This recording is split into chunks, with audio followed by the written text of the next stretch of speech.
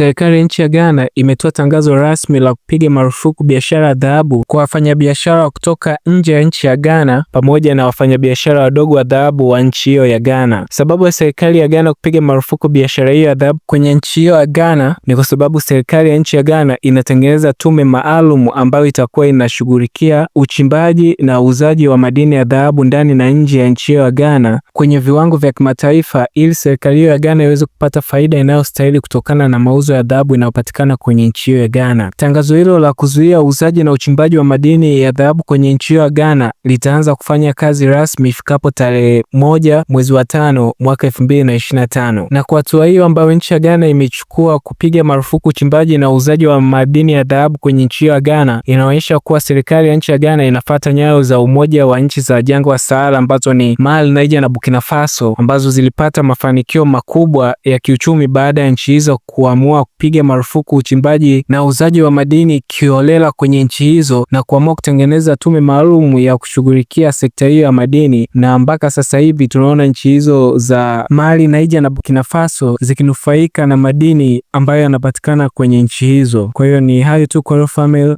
tupa pamoja.